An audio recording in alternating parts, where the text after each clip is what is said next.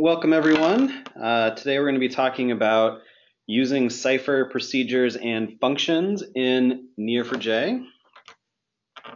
As Corey said, my name is Will. I'm on the developer relations team at Neo. Here's my contact details. Feel free to reach out if you have any questions after the video. Always happy to chat with our users. So here's a rough outline for the agenda today. Obviously, because we're talking about something fairly technical and specific, we're going to assume some knowledge of Neo4j and Cypher, but we'll go through a brief overview at the beginning just to make sure we're all on the same page. And then we'll dive right into the main topic of the day, which is using Cypher procedures and functions. We'll talk about what those are. We'll talk about sort of the history, how they developed.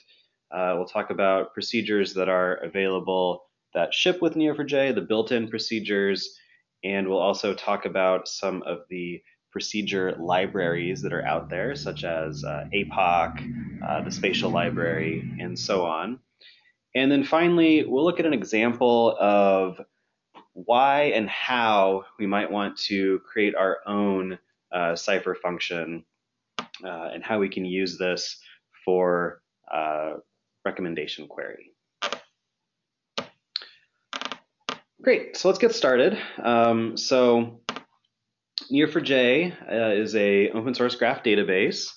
As developers, sort of the main characteristics that we're interested in with Neo4j are the data model, which is the labeled property graph. So nodes and relationships, these are the main components of the property graph model. We're interested in this concept of native graph processing. This means that essentially we can traverse the graph very, very efficiently. Cypher query language, this is the query language that we use to interact with the graph. You can think of it as SQL for graphs. And you can see a little example of Cypher on the screen there, querying some data about US Congress in this case. So here's an example of a labeled property graph. We said that nodes and relationships are the main components of this data model. Nodes are the objects or the entities in the graph. These have one or more labels, and we can store key value pair properties on the nodes. So here we see that we have two person nodes, one with the name Dan, one with the name Anne. We see we have a car labeled node that's a Volvo. And we also have relationships in our data model. So relationships, these connect nodes, they have a single type, and they can also have key value pair properties like nodes. So here we see the date that Dan has been driving the car stored as a property on the drives relationship. So that's the data model. Let's talk just a little bit about Cypher before we dive in a bit more. So I said that Cypher is like SQL for graphs. It's the query language that's used when interacting with Neo4j. Cypher is open source as part of the Open Cypher project, so it's not strictly a Neo4j query language. We see, right now, I think roughly about a dozen other projects that have adopted Cypher. Cypher is all about pattern matching. So we define some graph pattern that we're looking for, and then we operate on that pattern. So how do we define graph patterns?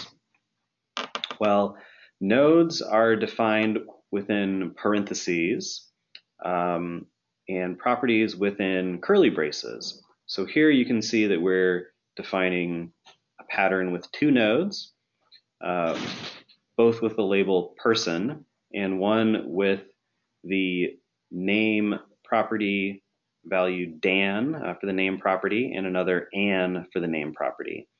Relationships are defined within brackets, and they have a direction indicated here with the arrow. So here we're defining a pattern of Dan loves Anne, and this is a create statement.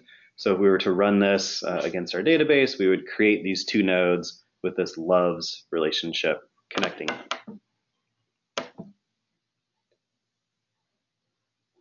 So we're going to use a data set today for some examples, and we'll be using data about movies.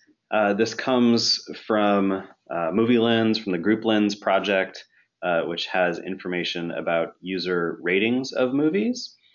And then we also combine this with data from the Open Movie Database. So we have information about the cast, the genre, directors of the movies, and so on. So let's see some examples of how we can query this graph using Cypher just to get us started. Let's jump over to Neo4j browser. So if you haven't seen this before, this is the Neo4j browser. It's a workbench for interacting with Neo4j. We can write Cypher queries and visualize the results. So let's look at some queries here. So starting off, let's just start really simple, and let's search for a movie with the title The Matrix. So we define our graph pattern where a node is defined within parentheses. We define the key value pairs we want to match on here. In this case, we want a node with the label movie that has title The Matrix, and we just return that. And we can see here's our movie node. We can see some properties that we're storing on the movie node as well. We have the plot and so on. If we double click, we can expand out, and now we can see we have lots of user ratings. So here's some user, Jonathan. If we inspect the relationship, this rated relationship, we can see that he rated Matrix with a 5 at a certain time. Now, our data model is a bit more complex, so we can define more complex graph patterns to traverse the graph. So now let's start with the matrix node, and then let's traverse out from that node to find the genre nodes that the matrix is connected to. Let's find actors who acted in the matrix and any directors as well. So now we see our data model is a bit more complex. We're leaving out users and reviews, but that's okay. We can double click to expand out so we can see that Hugo Weaving was also in Cloud Atlas that shares a director with the matrix, and so on. Now we can do some simple movie recommendation queries. Product recommendation is a really common use case for graph databases in Neo4j. So let's look at just a very simple example. So in this case, we're going to start with the movie The Matrix, and we're going to traverse out along these in-genre relationships to find the genre nodes that are connected to the matrix. And then from those genre nodes, so this is going to be things like thriller, action, sci-fi. From these genre nodes, we're going to traverse out to find other movie nodes that share the same genre. And then we're going to treat those other movies that we find as a recommendation. So we're saying, if you like The Matrix, what are some other movies that I might be interested in, movies that are similar based on their genres. But we need to score those recommendations.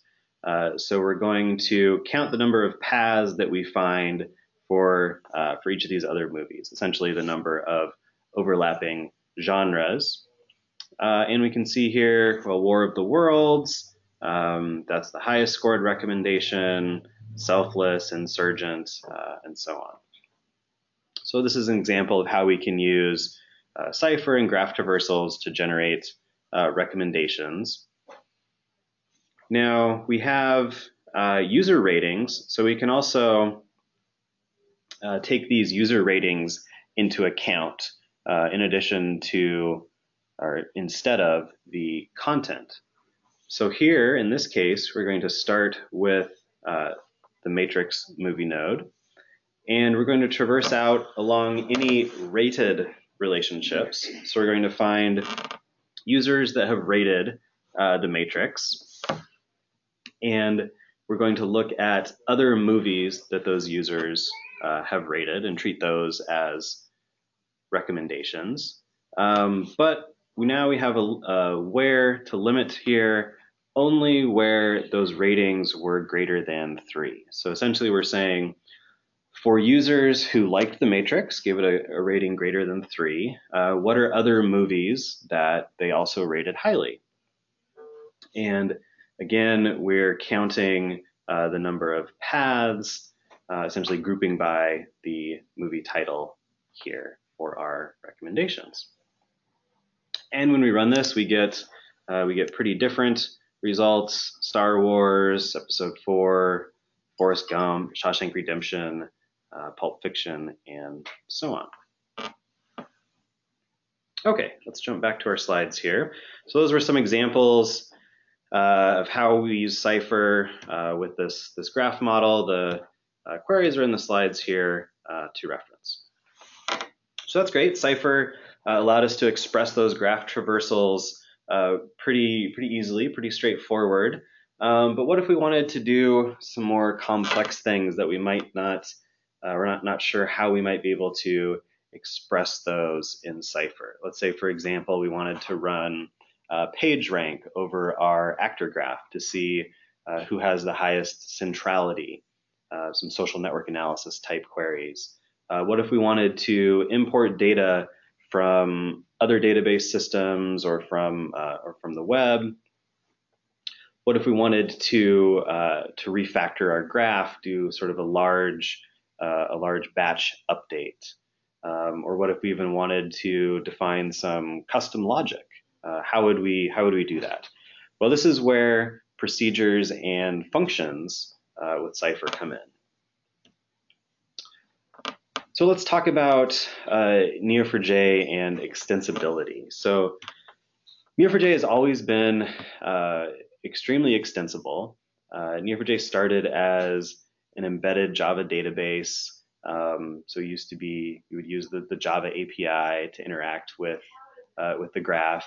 Then a REST API was added. And with the REST API, you could extend the functionality of the REST API by creating what were called unmanaged extensions and plugins for Neo4j. So essentially what an unmanaged extension did was it created a new REST endpoint that you could call with some custom Java code that would then be executed that could use the Java APIs for Neo4j. Later on, we introduced Cypher, which we saw earlier. That's now the best way to interact with the graph in Neo4j.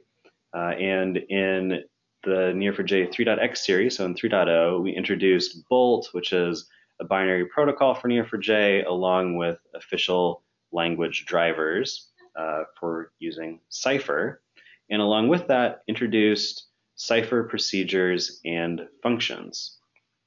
So now we can extend Neo4j with these Cypher procedures and functions, but rather than adding an additional REST endpoint, these are callable from Cypher. So the main benefit here is we can still use Cypher, Bolt, and the official language drivers. So what exactly is a Cypher procedure, a Cypher function? Also called a user-defined procedure, user-defined function. Well, this is code written in Java or any JVM language, deployed to Neo4j, and then called from Cypher.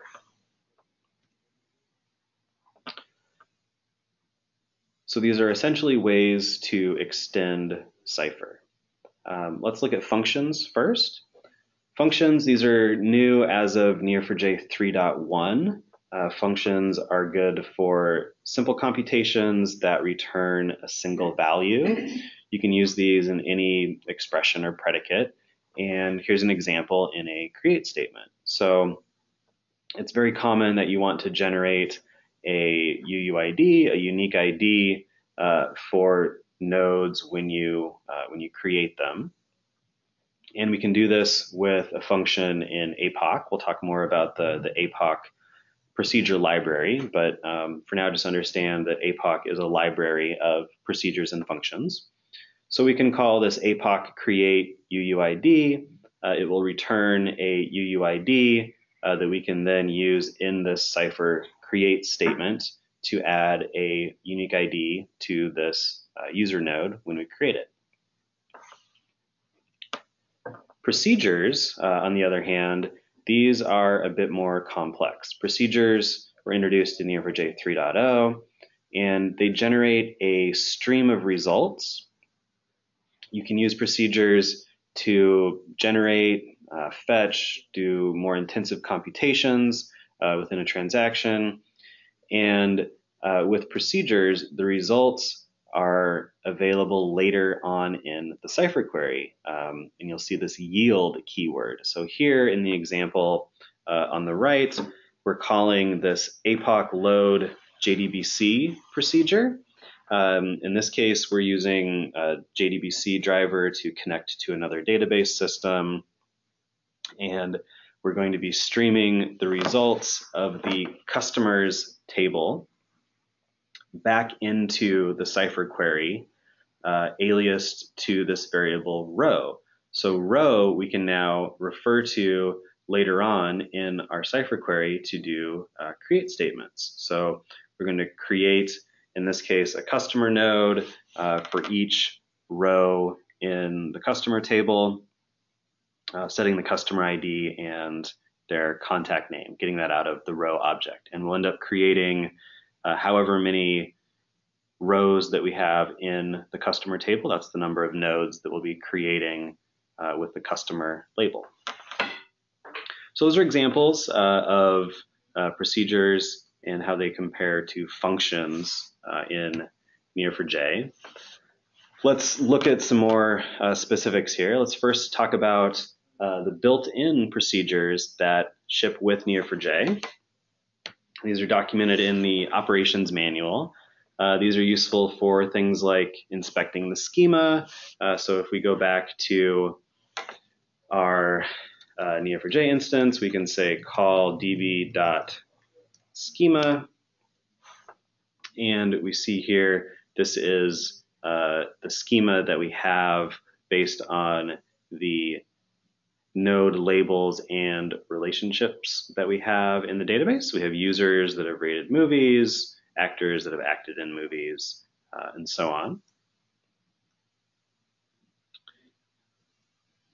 Some of the built-in procedures are also useful for monitoring, for native user and role management. So in Neo4j 3.1, we introduced the concept of role-based authentication and authorization in Neo4j.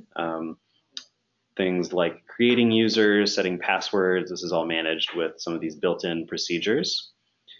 Causal clustering overview and routing. So also in Neo4j 3.1, we introduced a new clustering architecture called causal clustering.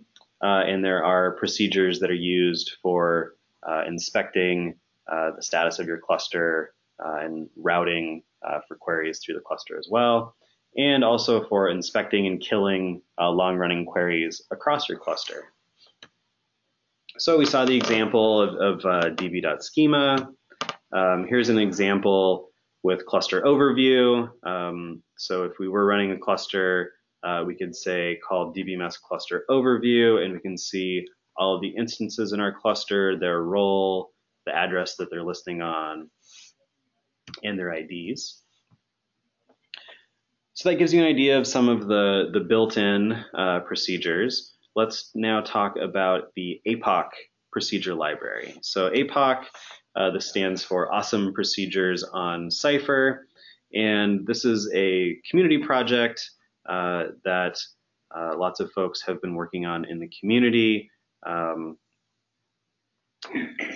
The best way to explore some of what's in the APOC library is with this APOC guide. So in the browser, you can type :play http guides.neo4j.com/APOC.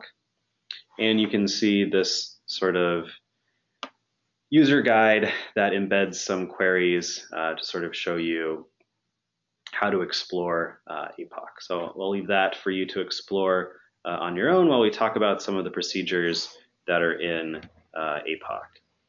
So there are, I think, close to 300 procedures and functions now in APOC.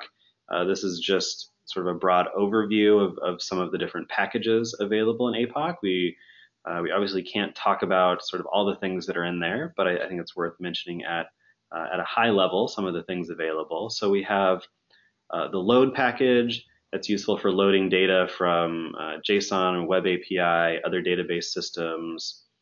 We have the algorithms package for things like PageRank, search algorithms like Dijkstra. We have data creation. We'll see an example of this later. We have the concept of transaction control.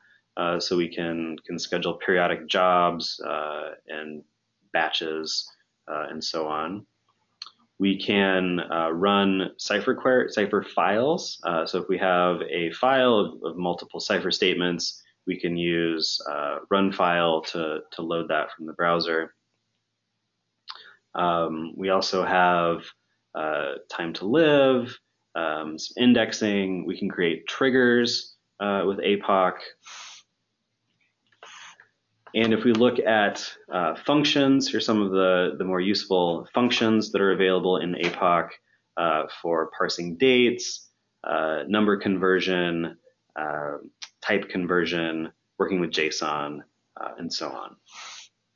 So there's a lot in APOC. We can't touch on everything, but I do want to talk about how to get started with APOC and then look at some examples, because there are often cases where using APOC makes things a lot easier on us.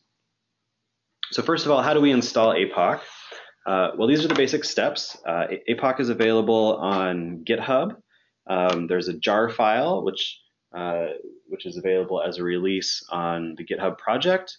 We basically just need to copy this file into the Neo4j plugins directory and then restart Neo4j. So if we go to the GitHub page, let's go ahead and navigate there now. This is the APOC Procedures library GitHub page. It's in the Neo4j contrib GitHub organization. There are lots of community projects in here in addition to APOC.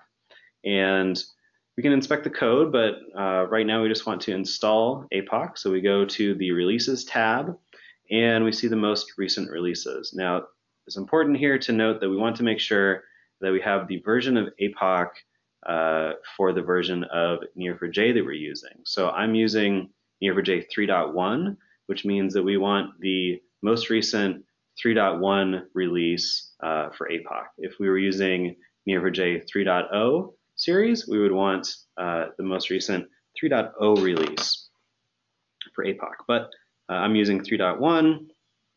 So what we want to do is download this jar file, and then we want to place this in the plugins directory for our Neo4j instance. So where is that? So if we go over to the Neo4j desktop application, if we click on options, we can see the plugins and extensions directory for our current instance. So by default, it's user documents, Neo4j, default.graphdb /plugins, I believe, but I'm using a database called movies.db. So in this case, I need to make sure that it's in this plugins directory.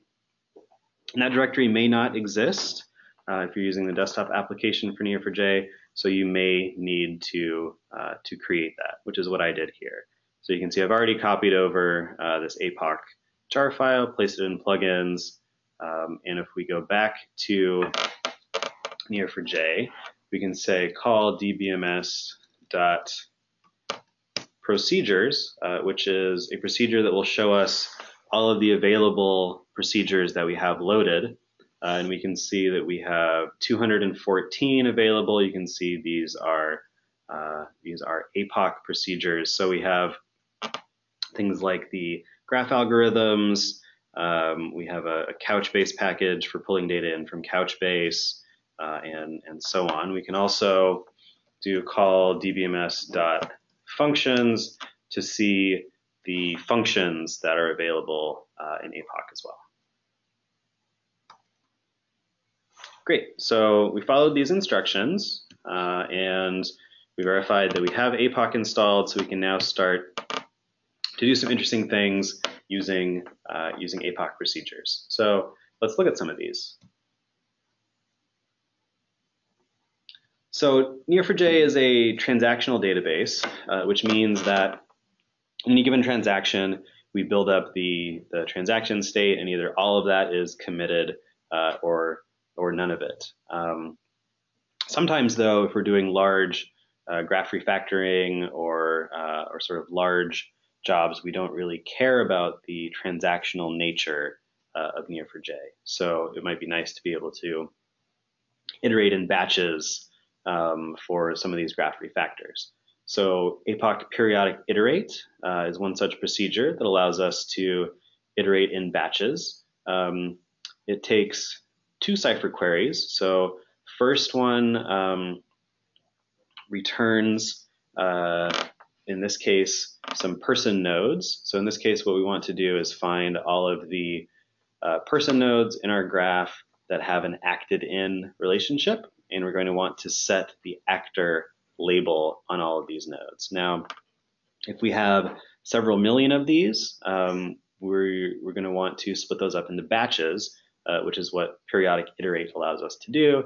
In this case, splitting it up into batches of 10,000 that we can run in parallel.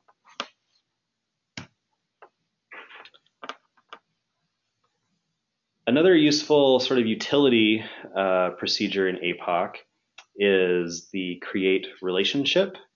So if we have a CSV file, as we're indicating up above there, with the format where we have maybe a name, and then we have a relationship that's specified in the CSV file, and we want to use load CSV to read this CSV file, create the nodes and the relationship.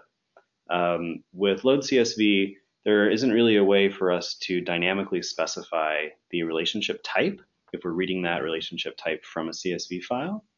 But with the APOC create relationship procedure, we can set that relationship type dynamically.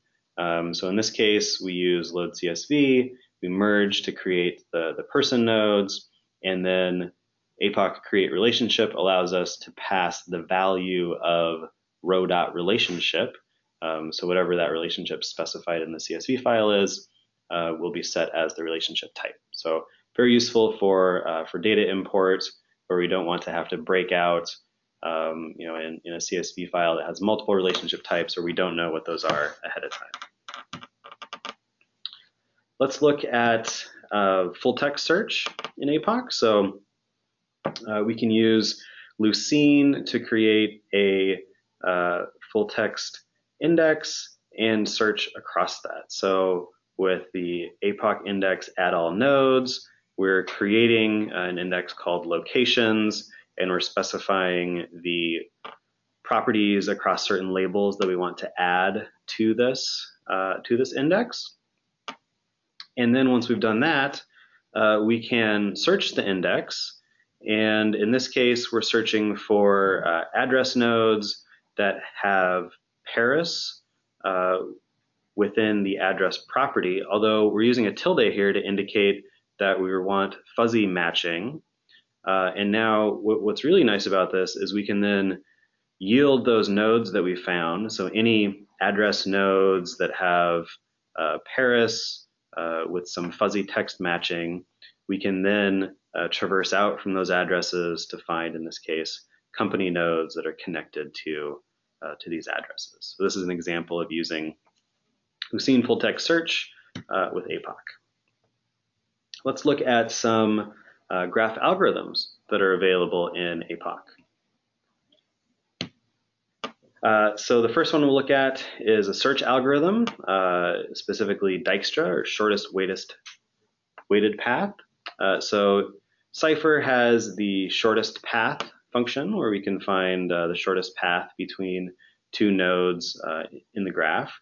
However, that only takes into account number of relationships or length of the path, not weight properties, such as the distance if we were doing a routing algorithm. So Dijkstra is an algorithm for efficiently finding the shortest weighted path between two nodes in a network.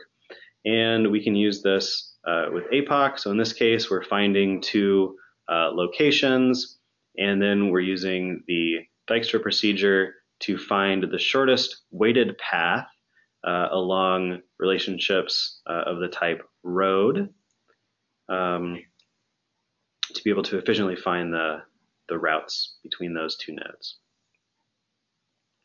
Other graph algorithms like centralities are also included. So if we wanted to run PageRank, so PageRank is this iterative graph algorithm. You can see in the image here, the size of the node is indicative of the size and number of nodes pointing to it in the network. So the yellow node in this case would have the highest PageRank value. This is a global iterative graph algorithm, so we have to operate on all nodes in the network. So this is a great example of where we might want to use a procedure that calculates PageRank. So in this case, we match on all the actors, and we collect those, pass those actors into the PageRank procedure, which then calculates PageRank for the entire actor graph. In this case, shows us the actors with the highest PageRank. We also have other centrality algorithms like closeness and betweenness that are part of APOC. There's a great browser guide using Game of Thrones data that's available. You can run this with just :play http guides near4j.com/GOT. And this talks about extracting character interactions from the text, and then running different centrality algorithms, shortest path, and so on, different social network type things using some of the APOC procedures. So again, I'll leave that one for you to explore if you're interested, but that's a good way to see some of the other algorithm procedures that are available within APOC. So let's talk now about loading data. We talked about the ability to load data from other database systems. We can do this from relational databases using APOC load JDBC. So if we use Northwind as an example, so Northwind is sort of the canonical example relational data model of orders, products, customers, and so on. How would we convert Northwind to a graph model? How would we import that just using Cypher? Well, let's look at just a subset of that, of orders, products, and customers. And let's say we wanted to create a graph that looked like this, where we had order nodes. Orders contain some products, so we have this contains relationship connecting orders and the product, and customer nodes as well, who have placed an order. Well, if we saw earlier when we were looking here in the plugins directory that in addition to APOC, I have this MySQL connector jar. So this is the JDBC driver for MySQL, which I have running over here. So I have Northwind running locally. So we can go now to Neo4j. And the first thing that we need to do is register the JDBC driver. So we're going to say APOC load driver, and then specify that we're going to be using this MySQL JDBC driver. And now we can connect to MySQL directly from Cypher and stream the results back to add data to our graph. I don't want to mess up our movie data here, so I'm just going to return some results. So let's look at the first 25 rows. So we can see here that we're specifying some URL for MySQL and a user. There's no password. In this case, I'm just running it locally. And then we're specifying a table. So what we're going to do is now stream each row of the products table from MySQL back into our Cypher query, so that if we wanted to, we could create these nodes and set some properties, although I'm just going to return the first 25 rows that we see. And these come back as maps or dictionaries that we can then operate on. Now we have products here, but we could also, and that means we're interested in streaming every row from the products table, but we could also just specify a SQL statement. So let's select star from products, where let's say units on order equals 0 or something like that. And we see the results of that SQL statement. So we could do this to define some sort of iterative query as well, if we just want to iterate since the last time that we did this update or so on. Okay, and so this is just showing how we could import products, orders, create those nodes, create relationships between them, and so on, also for our customers, so that we actually have a graph in Neo4j with data from Northwind and MySQL, which we could then run a product recommendation query or some sort of supplier analysis type query that's more suited for a graph. So that's how we can import data from relational databases using JDBC. We can also import directly from web APIs using APOC load JSON. So in this case, we're specifying some URL. This is the API for Stack Overflow. So we're searching for all questions that are tagged Neo4j on Stack Overflow using APOC load JSON to fetch that data from the web. We then iterate over all of those items, and in this case, we're creating a graph of questions, users, and answers for questions tagged Neo4j on Stack Overflow. So there's some different ways to import data. We saw that there's also a Couchbase connector, Mongo connector, Cassandra connector for working with these, all within APOC. We can combine procedures, though, if we wanted to schedule periodic imports. So periodic schedule is a procedure that allows us to schedule jobs. We can combine this with the load JDBC query or the load JSON query so that we're running that, in this case, every 60 seconds. We're running this load JDBC query to import all of the products from the product table every 60 seconds to keep our data in sync. So we could do this with JDBC, we could do it with the web JSON or some of the other connectors for other database systems. So you can see how for data import, this is really, really powerful, especially when combined with some of the periodic job management functions. So this is APOC.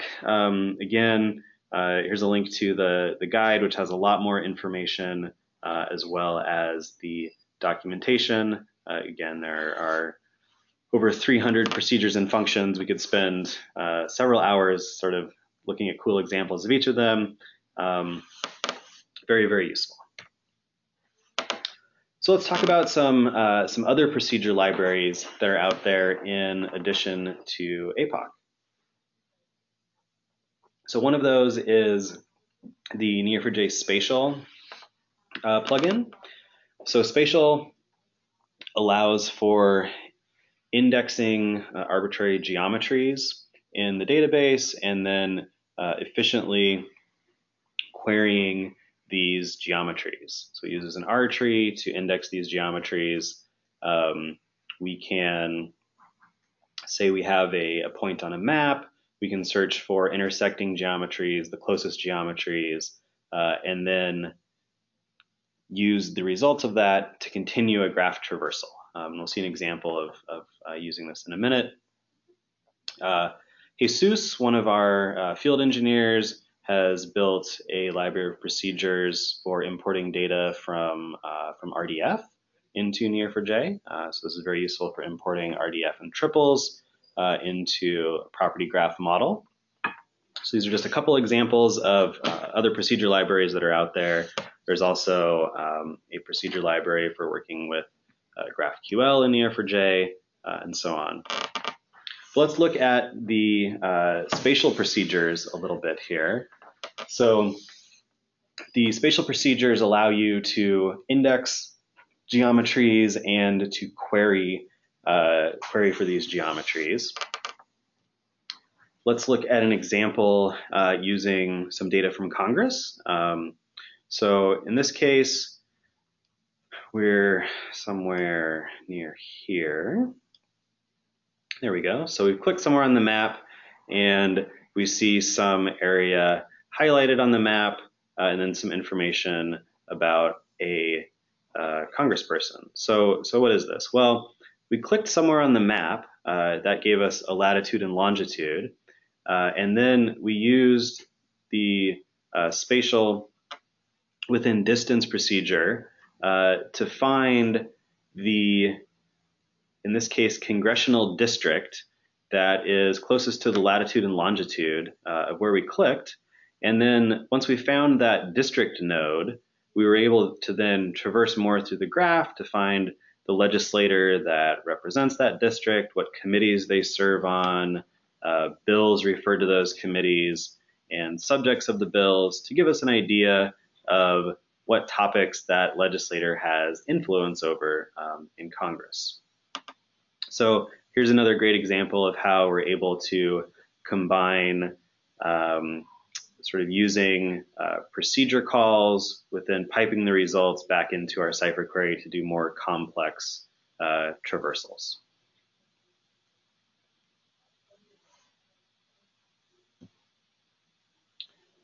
Okay, so let's talk a little bit about creating your own procedure or function. So for creating procedures and functions, there is an example project in the developer manual that sort of shows you the process for this, as well as a template for how to do this with a procedure. You can see here some of the annotations that you need to specify, and then basically procedures return a stream of results. Functions, as we said, are a bit more simple. They return a single value. And this is the example from the procedure template project as well. But why might you want to create your own function? Let's look at an example here, going back to our movie data. So we have movies, we have users. Users have rated these movies. And let's say we want to use this information to generate relevant movie recommendations based on these user ratings. Well, one approach to do this would be to find similar users in the graph based on some similarity metric. So we would look at two users. We would compare their ratings for the same movies. These are vectors, vectors of ratings for movies. We would compute some similarity metric between these two users. In this case here, this is cosine distance. So we would compute cosine distance for the users, and to find relevant recommendations for a specific user, we would say find me the most similar user in the network based on cosine distance of our ratings. Now, from that user or those group of users, what movies have they rated highly that I haven't seen? Those are movies I might be interested in. And there's a great graph gist that's linked down here at the bottom that Nicole White, our data scientist, created that shows an example of how you would do this using Cypher. But how would we compute cosine similarity in a function? This is a good case for a function where we want to sort of embed that logic so that we're just passing two vectors of ratings and we get back a similarity metric. This will help us sort of speedily come up with movie recommendations. Well, we start with the Neo4j procedure template that I mentioned earlier. This is a project that's available on GitHub. There's a version for Neo4j 3.1 and for 3.0 as well. So you can, in this case, I forked the project. You can also just grab the POM file that declares the dependencies that you need, as well as for testing, and a Maven plugin for building the jar file that you need to deploy to Neo4j. And then I created this similarity class that has a single user-defined function called cosine. It takes two list of doubles and returns a double, and it computes cosine distance for these two vectors that are passed in, which is, I won't go through the specifics, but there's a dot product involved, and basically computing a square root of the sum of squares for each vector. So we pass in two lists of ratings, and we get back a single cosine similarity between these two vectors. We also can define a test for this function. What's nice here is to point out is that we're using, in this case, the Java Neo4j driver to just send a Cypher query and view the results, inspect the results. So here we're just computing the cosine distance for two vectors that I sort of computed by hand, so I know what value to expect. And then we just run Maven install, which will run our tests and create this jar file that we then need to deploy to Neo4j and then restart Neo4j to make sure this is available. In which I did here. You can see this is the procedure template snapshot jar that I've already deployed to my Neo4j instance locally. So if we say call dbms.functions, and if we scroll past all of the APOC, we can see here the cosine distance function that I just created, and we can see some of the help text for that as well.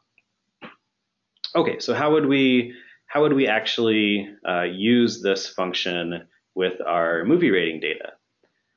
Well, for a specific user, in this case, Misty Williams, what we want to do is find all of the movies that she's rated, and then all of the users that have rated the same movies as Misty, and then compute a cosine similarity. In this case, this is how we would do this in Cypher, but we now have, let's go ahead and run this just to give us a little benchmark here. So we can see some similar users, their cosine distance based on the similarity of their ratings of movies, but we can also do this using our new cosine distance function that we just created. In this case, what do we need to do? Well, we need to find Misty. We need to traverse out to all the movies that she has rated, find users that have rated the same movies, and then for for these pair of users, we need to collect their ratings into both an A set and a B set, and we pass that to our example.cosine procedure. I'm just going to calculate cosine distance for these and return the results ordered by the most similar users. And if we compare the results here, so here's Sarah Ortiz, we can see that these are the same. So this is how we would use this function now in generating a recommendation. The next step would be to traverse out from these users that have the highest cosine similarity to find movies that they've rated highly that Misty hasn't seen. That's an easy Cypher query from there. So that gives you an idea of how we would use our new defined function. Okay, so why else might we create our own procedures and functions? Well, another key reason is security. So in Neo4j 3.1, as I mentioned before, we now have role-based authorization. We have federated authentication with LDAP and Active Directory, and we also have the ability for procedure-based fine-grained access control. So let's dive into this one a little bit so we understand how we might use procedures with security. So let's say we have information in an organization about employees. We have employee salary, their social security number, their address, and so on. And we have a user from HR who should be able to access employee names, addresses, and social security information, but not salary information. Well, we can define some procedures that, given a company, given a name, given an address, whatever, can access that information, but not the salary node. Now, if we have someone in accounting, he should have access to employee name and address and salary information, and we can define a separate procedure that, given a name, given an employee ID, to access that piece of the information that the accounting role should have access to. So this is how we can create procedures that give fine-grained access control. Note here on the procedure that we have a annotation allowed specifying a role. So this means that a user with this must have this role in order to use this procedure. So for the accounting procedure, we would define the procedure to access the relevant accounting data, add the allowed annotation on this to then create the role and add that role for our accounting user. And we can also map this to LDAP with our configuration as well.